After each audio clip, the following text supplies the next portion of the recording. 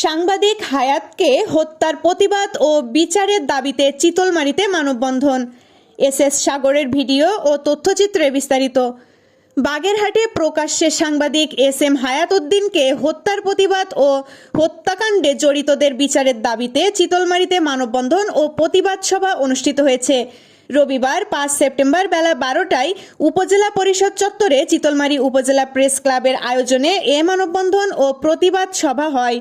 সভায় প্রধান অতিথি হিসেবে উপস্থিত ছিলেন বাগেরহাট প্রেস ক্লাবের সভাপতি মোহাম্মদ কামরুজ্জামান, চিতলমারী উপজেলা প্রেস ক্লাবের সভাপতি মোহাম্মদ সেলিম সুলতান সাগরের সভাপতিত্বে ও সাধারণ সম্পাদক মোহাম্মদ তাওহিদুর রহমান বাবুর সঞ্চালনায় এ সময় বিশেষ অতিথি হিসেবে বক্তব্য রাখেন জেলা বিএনপির সদস্য ও শেরেবাংলা ডিগ্রি কলেজের সভাপতি রুনা গাজী, বাগেরহাটের সিনিয়র সাংবাদিক মোল্লা আব্দুর রব, মোহাম্মদ রিফাত আল মাহমুদ, চিতলমারী প্রেস ক্লাবের সভাপতি মোহাম্মদ একরামুল হক মুন্সি ও উপজেলা মাধ্যমিক শিক্ষক সমিতির সাধারণ সম্পাদক গোলাম ফারুক বুলু।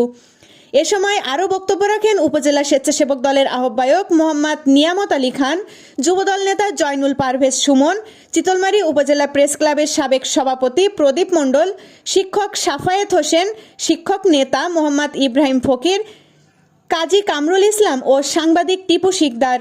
প্রতিবাদ সভায় বক্তারা বলেন, দেশব্যাপী সাংবাদিক হত্যা, নির্যাতন ও মিথ্যা মামলা দিয়ে হয়রানি স্বাধীন সাংবাদিকতার অন্তরায়। সাংবাদিক হায়াত উদ্দিন সহ অন্যান্য হত্যাকাণ্ডের বিচার করতে হবে। রাষ্ট্রের চতুর্থ স্তম্ভ হিসেবে গণমাধ্যম ও সাংবাদিকদের অধিকার নিশ্চিত করতে হবে। একই সাথে দ্রুত সময়ের মধ্যে সাংবাদিক সুরক্ষা আইন বাস্তবায়ন করতে হবে।